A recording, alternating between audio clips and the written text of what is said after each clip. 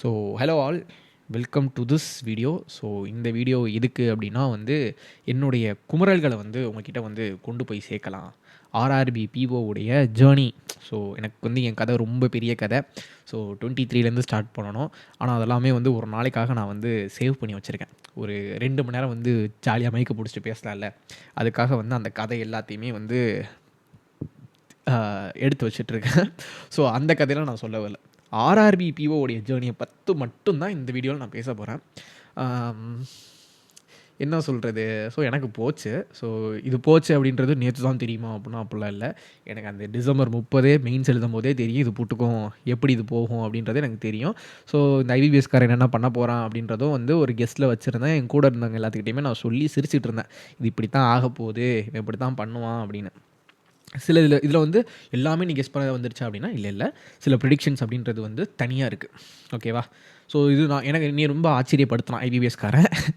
ஆனால் இன்னும் 2-3 விஷயங்கள்லாம் நான் டிஸ்கஸ் பண்ண வேண்டியது இருக்குது. ஸோ அதில் டிஸ்கஸ் பண்ணுறேன். இதில் யார் மேலே தப்பு நான் சொல்ல போகிறேன் அப்படின்னா 2 பேர் மேலேயுமே சொல்லுவேன். ஒன்று என் மேலே சொல்லுவேன், இன்னொன்று ஐபிபிஎஸ்காரன் மேலேயும் சொல்லுவேன். ஓகேயா? ஸோ இதில் நிறையா ஒரு ஒப்பீனியன்ஸ் வரலாம். ஸோ ஆர்கியூமெண்ட்ஸ், அதாவது ஆப்போசிட் தாட்ஸ் வரலாம். ஸோ இதுக்கு அஃபண்ட் ஆகலாம், நிறைய பேர் அஃபண்ட் ஆகலாம், கோவப்படலாம். கொஞ்சம் ப்ராக்டிக்கலாக யோசிச்சு பாருங்கள். அண்டு 2 ஸ்டாண்டுக்குமே ஸோ எனக்கு அகெயின்ஸ்டாகவும் போகலாம், எனக்கு சப்போர்ட் பண்ணி இருக்கலாம். பட் இது என்னுடைய குமரல்கள் தான். ஸோ தப்புனா தப்புன்னு கீழே சொல்லுங்கள், மாற்றிக்கலாம். இல்லை அப்படின்னாலுமே இதை கரெக்ட் அப்படின்னா கரெக்டுன்னு சொல்லலாம். ஸோ டிஸ்க்ளைமர் போட்டுக்கிட்டேன். ஓகே, சரி. இப்போ என்ன அப்படின்னா, ஃபஸ்ட்டு யார் அடிக்கலாம் அப்படின்னா ஐபிபிஎஸ்காரன் அடிப்போம். அவன் எடுக்கிற அந்த செலெக்ஷன் ப்ராசஸ், எதுக்கு இவ்வளோ பேர், எதுக்குடா 2000 பேர், 200 வேக்கன்சிக்கு எதுக்கு 2000 பேர், எதுக்கு 1:10? சரி, அந்த 1:10 எடுக்கிறேன்னா எனக்கு அது புரிய மாட்டேங்குது. 1:10 எதுக்குன்னே புரியல. பேக்கப்பு அது இது அப்படி இப்படின்னு சொல்லி வச்சாலும் நான் அதை வரேன். எதுக்கு இந்த 1:10ன்னு தெரில. 1:5 கூட எனக்கு இதாக தான் தெரியுது. இந்த பேட்டர்னை ஆர்ஆர்பி பிஓகாரன் தான் பண்ணுறான்னா ஓஎஸ்சிஎல் அசிஸ்டண்ட்லேயும் பண்ணி வச்சுருக்கான். எனக்கு அதுலேயும் புரியல. 1:25 கூப்பிட்ருக்கானுங்க. ஒரு எல்பிடி டெஸ்ட்டுக்கு எதுக்கு 1:20? அதுவும் வெறும் எத்தனை வேக்கன்சி சரியாக ஞாபகம் இல்லை, 30 வேக்கன்சி நினைக்கிறேன். 30 வேக்கன்சிக்கு எதுக்கு 1:25 எல்பிடிக்கு கூப்பிட்றேன்? இந்த இடத்துல 1:10 ரேஷியோவில் எதுக்கு இன்டர்வியூக்கு கூப்பிட்றேன்? புரியல. ஏன்னா இது கம்ப்ளீட்டாக ஒருத்தனுக்கு ஒரு நம்பிக்கையே இல்லாத ஒரு விஷயத்த பண்ணி கொடுத்துட்றேன். அது பண்ண வைக்கிறாங்க. இப்போது எனக்கு நேற்று வந்த ரிசல்ட்டை படி எனக்கு மினிமம் 95 மார்க் வேணும். ஓகேவா? 95 மார்க் தேவை. எனக்கு இன்டர்வியூவில் 18 போட்டு மினிமம் 95 மார்க் எனக்கு மெயின்ஸில் இருந்தால் தான் அந்த வேலை அப்படின்றது எனக்கு மினிமமாக கிடைக்கும். அப்போது எதுக்கு 68 கட் ஆஃப் வைக்கிற? ஒரு 85 வை. அந்த 85க்கு மேலே இருக்கவனுக்கு ஒரு ஹோப்பை கொடு. ஃபால்ஸ் ஹோப்பு தான் அதுவும். ஆனால் 85க்கு மேலே இருக்கவனுக்கு கொடு. எதுக்கு 65 கிட்ட இருக்கவனுக்கு கொடுக்குற? 68 இருக்கவனுக்கு எதுக்கு கொடுக்குற? அது எனக்கு புரியலை. ஸோ இது ஒரு தப்புன்னு சொல்லலாமா? தப்பு தான். இது தப்பு. ஏன்னா மித்த ஸ்டேட்டெல்லாம் ஒழுங்காக தான் நடக்குது. தமிழ்நாட்டில் மட்டும் இது ஏன் அப்படி நடக்குதுன்றது எனக்கு புரியலை. ஸோ இது ஃபஸ்ட் அடி. இது தப்பாக தெரியுது. 2வது, கொஸ்டின் ஸ்டாண்டர்ட். என்னப்பா ஆச்சு உனக்கு? போன வருஷமும் எழுதுனேன், போன வருஷம் நல்லா தானே இருந்தீங்க, இந்த வருஷம் எங்கடா உங்களுக்கு இப்போலாம் ஆகுது அப்படின்ற மாதிரி தான் எனக்கு ஃபீல் ஆகுது. ஏன்னா இந்த வருஷம் பார்த்தீங்கன்னா ரீசனிங் செக்ஷனில் டிஃபிகல்ட்டி லெவல், பிளட் ரிலேஷனில் டிஃபிகல்ட்டி லெவல் இருக்குது. அதை என்னால் புரிஞ்சுக்க முடியுது. ஆர்ஆர்பி ஐபிபிஎஸ் பிஓலையும் சரி, RRB clerk, RRB PO and clerk, இந்த 3 எக்ஸாம்லேயும் நான் பார்த்துட்டேன். பிளட் ரிலேஷன் அப்படின்றது கஷ்டமாக இருக்குது. ஸோ அந்த இடத்துல என்னால் ஒரு ஸ்டாண்ட் எடுக்க முடியுது. அது கஷ்டமாக இருக்குது, டிஃபிகல்ட்டாக கேட்டிருக்கானுங்க அப்படின்னு. சிலாயிசமில் எனக்கு இப்படி அந்த மிஸ்டேக் வருது. அந்த அந்த கன்ஃபியூஷனை எனக்கு இன்னும் அது ரெக்டிஃபையே ஆகலை. நான் கேட்ட அளவுக்கு யார்கிட்டையுமே அந்த சொல்யூஷன் எனக்கு ப்ராப்பராக வரல. ஸோ இங்கே தான் இருக்கான்னு பார்த்தானா, ஆர்ஆர்பி கிளர்க்கு ப்ரிலிம்ஸில் எனக்கு ஒரு சிம்பிளிஃபிகேஷன் தப்பு. நான் இந்த சிலாயிசம் சரியாக தப்பான்னு என்னால் டெசிஷன் எடுக்க முடியல. ஆனால் எனக்கு அந்த சிம்பிளிஃபிகேஷன் தப்பு. நான் சொல்கிறேன் அது தப்பு தான். அது எனக்கு ஆன்சர் 12-13 வந்துச்சு. ஆனால் 12-13 இல்லை. அது அப்ராக்சிமேஷன் கிடையாது. சிம்பிளிஃபிகேஷனில் எப்படி இந்த தப்பு வரும்? வெளியே எல்லாருமே கேட்டால் தப்புன்னு சொல்கிறாங்க. நான் 1000 ரூபா ஃபீஸ் கட்டுறேன், எனக்கு நீ கொஸ்டினை கஷ்டமாக வை, எனக்கு அது பிரச்சனை இல்லை. ஆனால் எப்படி தப்பாக வைப்ப? எனக்கு தப்பாக வைக்கிறதே எனக்கு பிடிக்கல. ஏன்னா அது தப்பாக இருக்குது. ஸோ அதுலேருந்து, அந்த டைலமாலேருந்து வெளியே என்னால் வர முடியல. ஏன்னா நான் போன வருஷம் ஆர்ஆர்பி கிளர்க்கில் 80க்கு 80 ப்ரிலிம்ஸில் போட்டு வெளியே வரும்போது ஒரு ஹாப்பி ஃபேஸில் வந்தேன். ஆனால் இதில் வந்து எனக்கு 74 அட்டம்ப்ட்டுன்றது என் ஸ்டாண்டர்டை நானே இதுக்கு டவுட் பண்ணிக்கிறேன். அப்போ நீ அந்த கொஸ்டினை ஸ்கிப் பண்ணியிருக்கணும்ல, அந்த கொஸ்டினை ஸ்கிப் பண்ணிருக்கணும்னு. எனக்கு என் மனசு சிம்பிளிஃபிகேஷனில் எப்படி தப்பு வரும் அப்படின்ற அளவுக்கு நான் யோசிக்கிறேன். ஏன்னா எக்ஸாமில் தப்பு வராதுன்ற ஒரு மைண்ட் செட் எனக்கு இருக்குங்க. எக்ஸாமில் இப்படி கேட்பான் அப்படின்ற ஒரு மைண்ட் செட்டு. இப்போ நானே எரர் கிளாஸில் வந்து எக்ஸாமில் இப்படி கேட்க மாட்டான்னு நான் சொல்லிடுவேன். ஏதாவது ஒரு கேள்வி வருதுன்னா இந்த மாதிரி கேள்வியெல்லாம் எக்ஸாமில் வராது, ஸ்டாண்டர்டாக இருக்கும்னு. நீ எதுக்கு இப்போ ஸ்டாண்டர்ட் அங்கே குறைக்கிற? எனக்கு அந்த ப்ரிலிம்ஸில் ஒரு பஞ்சாயத்துனா எனக்கு இந்த சிலாயிசமும் பஞ்சாயத்து தான். 3 பேர் 3 சொல்கிறான், நான் எதை கேட்குறது? ஒன்லி 1 வருன்றான், எய்தர் 2 or 3 வருன்றான், ரெண்டுமே வரும். ஸோ அதனால் வந்து கொஸ்டின் தப்புன்னு சொல்கிறான். நான் எக்ஸாமில் கொஸ்டின் கரெக்டாக தான் கேட்பான், டிஃபிகல்ட்டி தான் இருக்கும் அப்படின்னு சொல்லி நான் எடுத்துக்கிறதா, இல்லை நான் இனிமேல் அடுத்து போகக்கூடிய எக்ஸாம்ஸுக்கு கொஸ்டின் தப்பாக தான் இருக்கும் அப்படின்ற மைண்ட் செட்டில் போகிறதா அப்படின்றது சுத்தமாக என்னால் முடியல. தெரியலை என்னடா பண்ணி வச்சுருக்கீங்க அப்படின்ற மாதிரி இருக்குது. சரி, கொஸ்டின் ஸ்டாண்டர்டு, செலெக்ஷன் ப்ராசஸ் ஏன்னா ரொம்ப தப்பாக இருக்குது. நீ ஸ்டாண்டர்டாக மெயின்டைன் பண்ணலாம், செலெக்ஷன் ப்ராசஸ் அடித்து முடிச்சாச்சு. ஓகே, 3வது வருவோம். ப்ரிலிம்ஸில் ஒழுங்காக சார்ட் அவுட் பண்ண வேண்டியதானடா. எதுக்குடா மெயின்ஸுக்கு 2 ஷிஃப்ட்டு 1 ஷிஃப்ட்டு இஷ்டத்துக்கு எல்லா ஊர்லேயும் போடுறது? மதுரையில் அப்ளை பண்ணனா மதுரையில் போட்டால் பரவாயில்ல, சிவகங்கையில் போட்டு வச்சுருக்க. சிவகங்கையில் போடுற, சிவகாசியில் போடுற, நான் இங்கிட்டு இருக்கிறேன், திண்டுக்கல்ல நான் இருக்கிறேன். 110 கிலோமீட்டர் 130 கிலோமீட்டர் ட்ராவல் பண்ணி போகணும். சரிடா, எனக்கு அதுவும் பிரச்சனை இல்லை. காலையில் 7 மணிக்கு ரிப்போர்ட்டிங்கு, நான் 140 கிலோமீட்டர் ட்ராவல் பண்ணி போகணும். அப்போ ஒரு நாள் நைட்டு போய் தங்குறதா? காசுக்கு எங்கே போகிறது? உனக்கே 1000 ரூபா கொடுக்கணும், இதில் நான் போய் தங்க வேறு செய்யணுமா? சரி ஓகே, தங்குறேன்னு கூட வச்சுக்கலாங்க. 7 மணிக்கு ரிப்போர்ட்டிங்னா காலேஜ் உருப்படியாக இருக்க வேணாமா? என்ன காலேஜ் அது? டப்பா மாதிரி இருக்குங்க, என் ஃபோன் மாதிரி இருக்குது. என் ஃபோனை பார்த்து நான் டெஸ்ட்டு போடுவேன். நான் என் ஃபோன்லேயே நான் டெஸ்ட்டு போட மாட்டேன், லேப்டாப்பில் தான் போடுவேன். என் லேப்டாப் ஸ்க்ரீன் அளவு கூட இல்லாத இத்தனோண்டு மானிட்ரு, கொஞ்சம் கூட எக்ஸ்பீரியன்ஸே இல்லாத உள்ள ஸ்டாஃப்ஸு. அது வந்து என்னோடய ஜேர்னியை சொல்லும் போது நான் சொல்கிறேன். எனக்கு காலேஜு சரியில்லை, மதுரை இப்போ எதுக்கடா லொக்கேஷன் வாங்குற? ப்ரிஃபரன்ஸ் லொக்கேஷன் எதுக்கு வாங்குற? சென்னையில் இருக்கவங்களுக்கு பிரச்சனையே இல்லை, சென்னையில் இருக்கவங்களுக்கு மேக்ஸிமம் உள்ளே தான் போடுறாங்க, அவங்களுக்கு பிரச்சனை இல்லை. சவுத்து வந்துட்டோம் அப்படின்னா போட்டு அடிக்கிறீங்க, எங்கிட்ரா வீட்லேயே அடிக்கிறீங்க அப்படின்ற மாதிரி தான் இருக்குது. மதுரையில் போட்டால் இங்கிட்டு கம்பத்துக்கிட்ட போட்டு வச்சுருக்கானுங்க. சரி, சிவகாசி போட்டு வச்சுருக்கானுங்க, விருதுநகர் போடுறானுங்க. எனக்கு நான் எக்ஸாக்டாக ஆர்ஆர்பி பிஓக்கு மட்டும் போன காலேஜு, அந்த காலேஜை வந்து பேர் மறந்து போச்சு. ஆனால் அந்த காலேஜ் வந்து என்னென்னா, என்னால் வந்து டப்பா மாதிரி இருக்குது மானிட்ரு. அதில் எப்படி என்னால் ஒரு ஆர்சியை ஸ்க்ரோல் பண்ணிக்கிட்டே வந்துக்கிட்டே இருக்கிறேன், குட்டி குட்டியாக இருக்குது. நான் என் கண்ணாடியே எடுத்துகிட்டு போயிட்டேன். நான் டெஸ்ட்டு போடும்போது தலைவலிச்சா தான் கண்ணாடி போடுவேன். அன்றைக்கி பேசாமல் நான் கண்ணாடி கூட எடுத்துகிட்டு போயிருக்கலாமான்ற அளவுக்கு காலைல 7 மணிக்கு அந்த பனியில் போய் நின்று அந்த மானிட்டரை பார்த்து தும்மிக்கிட்டே எழுத வேண்டியதாக இருந்துச்சு. ஸோ என்னுடைய ஹெல்த்து அப்படின்றது 2வது. ஆனால் எதுக்கு அத்தனோண்டு மானிட்ரு? கொடுத்த காசுக்கு பெரிய மானிட்டராவது வைக்க வேண்டியதானடா. அப்படியா ஒரு காலேஜ் போட வேண்டியதான், நீ போட்டு அடிக்கிற. என் ஃப்ரெண்டுக்கு மெப்கோ போட்டிருந்தானுங்க, அவனுக்கு நல்ல காலேஜ். எனக்கு அந்த காலேஜை பார்க்கும்போதே பற்றிக்கிட்டு வருது.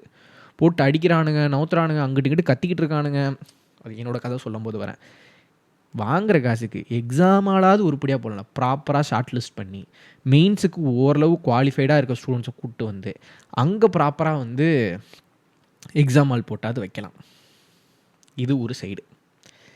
இந்த 3 தப்பும் பண்ணுறேன். ஸோ இது எல்லாமே வந்து நான் எப்படி வரதுன்னு தெரியல. எனக்கு வந்து இந்த ஆர்ஆர்பிபியூவில் இந்த மார்க் எனக்கு வந்து நான் இவ்வளோ தூரம் வந்தது எனக்கு வந்து பெருமையாக நினைக்கிறேனான்னு சொல்கிறத விட கஷ்டப்பட்டு தான் அந்த இடத்துக்கு வந்தேன். அந்த எக்ஸாம் ஹாலில் உட்காந்து என்னால் இந்த மார்க்லாம் கண்டிப்பாக எடுத்திருக்கவே, இந்த மார்க் எடுத்ததே பெரிய விஷயம். ஸோ என் மார்க் எல்லாமே லேட்டாக சொல்கிறேன்.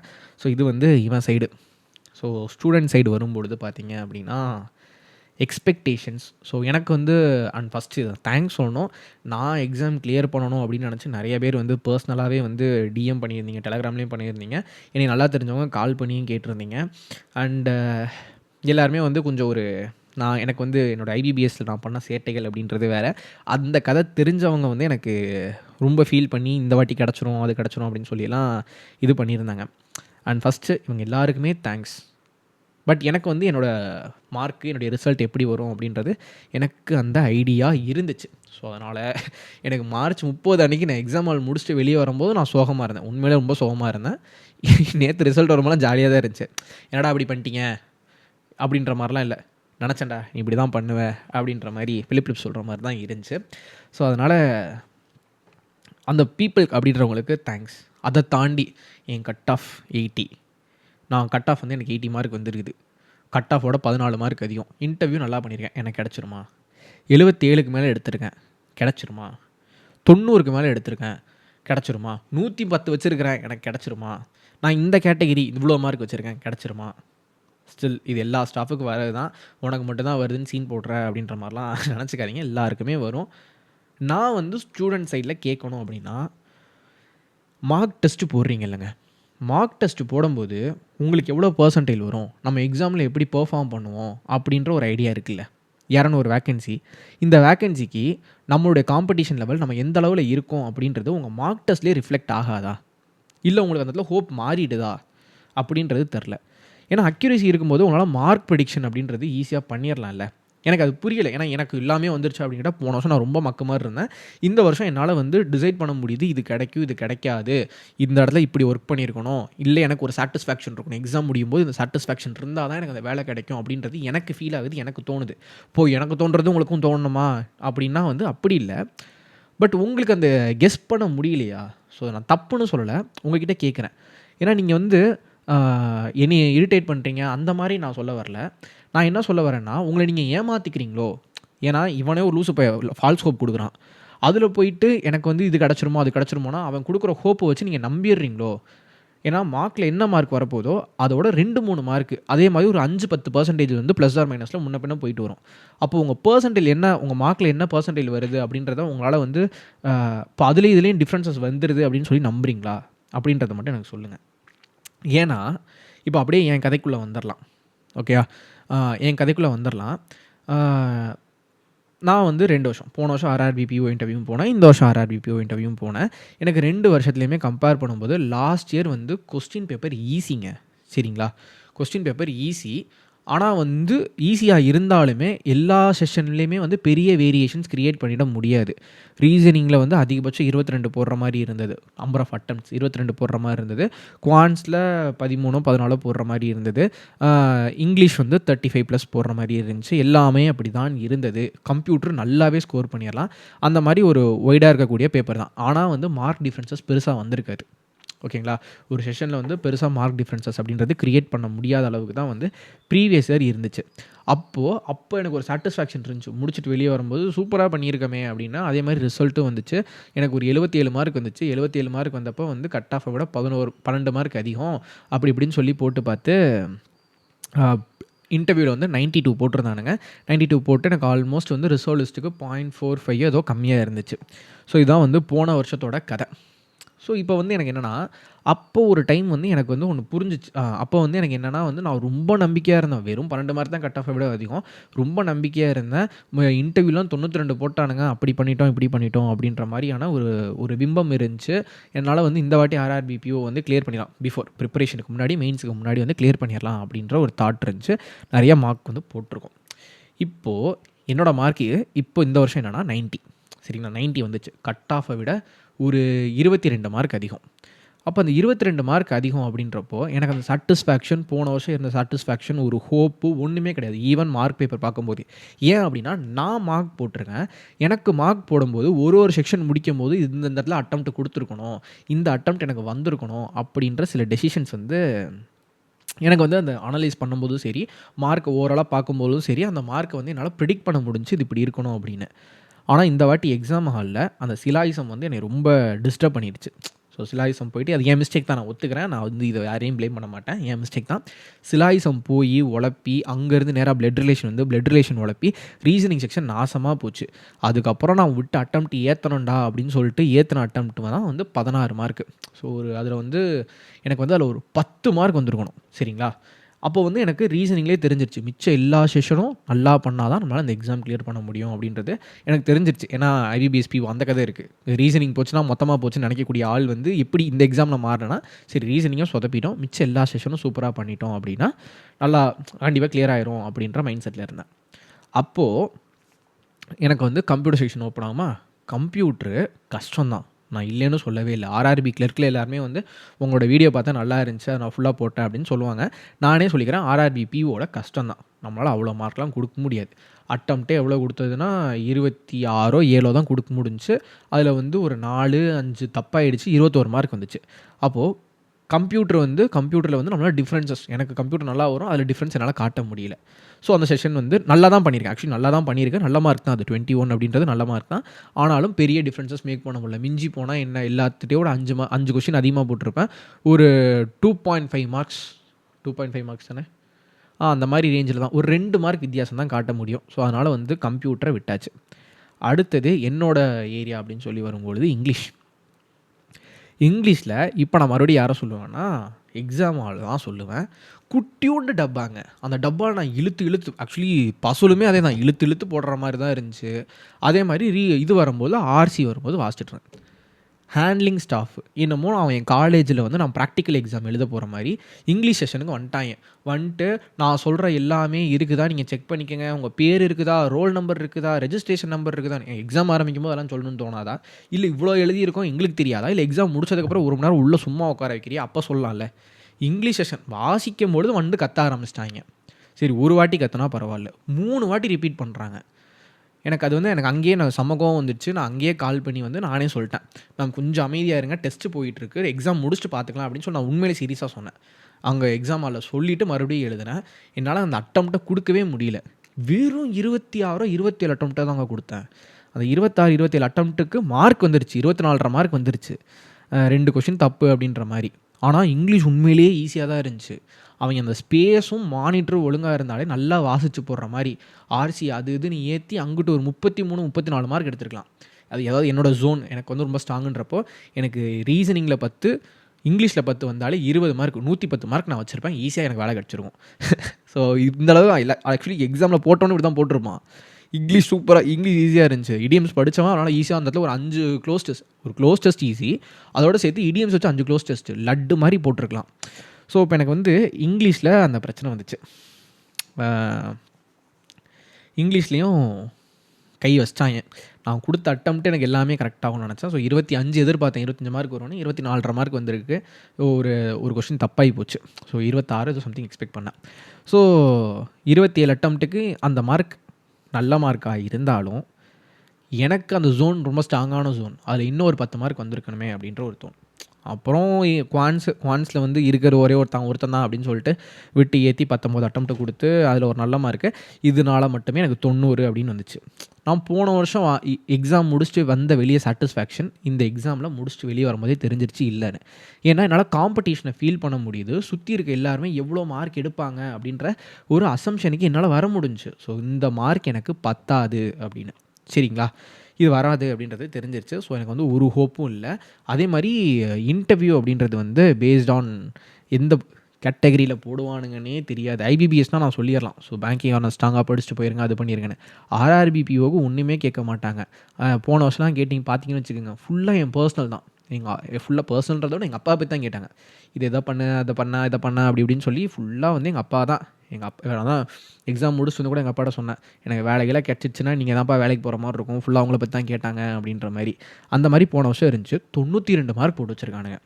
இந்த வருஷம் கம்பேர் பண்ணாலே நானே சொல்லுவேன், போன வருஷமாக இந்த வருஷமாக இன்டர்வியூ அப்படின்னு கேட்டால் நான் இந்த வருஷம் இன்டர்வியூ சொல்லுவேன். அவ்வளோ நாலேஜாக பேசினேன், எல்லா கேள்விக்குமே ஆன்சர் பண்ணேன். ஓரளவு ட்ரேட்னா என்னன்னு கேட்டாங்க, எடிட்டோரியல் படித்ததுக்கு அதுக்கும் இஷ்டத்துக்கு சொன்னது எல்லாமே வந்து ஃபேக்சுவல் டேட்டாவோட சொன்னேன், பாயிண்ட்டோட சொன்னேன். எதுக்கு 80 மார்க் போட்டாங்கன்னு தெரில. அப்போ 90 போட்டிருந்தாலும் கிடச்சிருந்துருக்காது, 100க்கு 100 போட்டிருந்தாலுமே கிடச்சிருந்துருக்காது. பட் ஆனால் இன்டர்வியூ எந்த பேசிஸ் அப்படின்றது தெரில. சரி, ஓகே, மார்க் குறைச்சிருந்தா இப்படி போயிருக்கமே, புஷ்ஷுன்னு யோகி பாபு மாதிரி போயிருக்கிறோமே. ஸோ அதனால் இருந்திருக்கலாம். கிளிப் போட்டிருந்தேன், இருந்தாலும் சொல்கிறேன். அதனால் வந்து நான் ரொம்ப பயப்படவும் இல்லை, ரொம்ப கேஷுவலாக ஜாலியாக போய் பேசிட்டு வந்திருந்தது தான் வந்து இந்த இன்டர்வியூ. ஸோ இன்டர்வியூ மார்க் வந்து நம்ம கையில் கிடையாதுன்றது வந்து ஒரு ரியல் லைஃப்லேருந்தே நான் எடுத்துக்கலாம். ஸோ ஓகேங்களா. ஸோ மெயின்ஸில் நல்ல மார்க் இருந்தால் மட்டுமே வந்து நம்பிக்கையோடு இருக்கணும். ஆனால் இது ஐபிபிஎஸ் என்ன சர்ப்ரைஸ் பண்ணா அப்படின்றத சொல்லணும்ல. ஐபிபிஎஸ்காரன் பண்ண சர்ப்ரைஸ் அப்படின்றது கட் ஆஃப் 55 அப்படின்றது தான் வந்து தாங்கவே முடியல. என்னடா 55 வச்சுருக்கிற அப்படின்னு தான் இருக்குது. ஏன்னா வேக்கன்சி அதிகம். நான் எதிர்பார்த்தது ஒரு 52 வரும் அப்படின்றது எதிர்பார்த்தது. மேபி எனக்கு வெயிட்டிங் லிஸ்ட் வரலாம் அப்படின்ற மாதிரி தான் யோசிச்சு வச்சுருந்தேன். ஆனால் வந்து அதே மாதிரி தான் 51.5 மார்க் தான் வந்திருக்குது. 51.5 மார்க்குக்கு வெயிட்டிங் லிஸ்ட் வந்திருக்கணும் அப்படின்ற மாதிரி எக்ஸ்பெக்ட் பண்ணேன். பட் 55 ஜென்ரலுக்கு அப்படின்னா யோசிக்கணும். நல்ல வேக்கன்சி வேறு, எதிர்பார்க்காத ஒரு விஷயம் அப்படின்றது அதுதான். ஸோ நம்மளுடைய ஸ்கோரிங் ஏரியா அப்படின்றப்போ வந்து ரீசனிங் வந்து ரொம்ப ஸ்ட்ராங்காக இருக்கணும். அன்றைக்கி நான் வந்து அந்த 16 அட்டம்ப்டே வந்து முக்கி திணறி போட்டது. அங்கிட்ட ஒரு 10 இதில் ஒரு 10 போட்டிருந்தா கான்ஃபிடென்ட்டாக இருந்திருக்கலாம். ஸ்டில் ஆர்ஆர்பி பிஓக்கு உங்களுக்கு ஒரு அப்ரோச் எப்படி பண்ணணும், அதாவது என் ஜேர்னிலேருந்து என்ன பண்ணணும் அப்படின்றது தெரிஞ்சிருக்கும் அப்படின்றத நான் ரொம்ப இதுலேருந்து எடுத்துக்கிறீங்க அப்படின்றத நான் நம்புகிறேன். அடுத்தது செல்ஃப் அனாலிசிஸ் ப்ராப்பராக பண்ணுங்கள். ஏன்னா வந்து இந்த 70 மார்க் அப்படி இப்படின்னு வரது வந்து உங்கள் பெர்சன்டைல், நீங்கள் போட்ட மார்க்கில் வர பெர்சன்டைலோட கம்பேர் பண்ணுங்கள். நம்ம பெர்சன்டைல் 77 தான் இருக்குது, இல்லை 79 80 தான் இருக்குது அப்படின்றப்போ வந்து தேவையில்லாத கனவுகளை வளர்த்துக்காதீங்க. சரிங்களா? நமக்கு வந்து ப்ராக்டிஸ் பண்ணுறோம், ப்ராக்டிஸ் பண்ணுறதுலேருந்து வரலாம். ஸோ சில பேருக்கு மேபி கோவங்கள் வரலாம், ரொம்ப ஆட்டிடியூடாக பேசுகிறேன் அப்படின்னு. பட் ஆனால் வந்து இதுதான் வந்து ரொம்ப ஃபேக்ட்டு.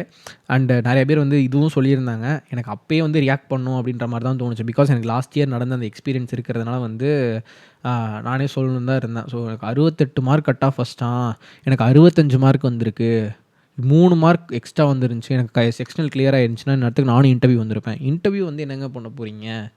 எனக்கு அதான் புரியல.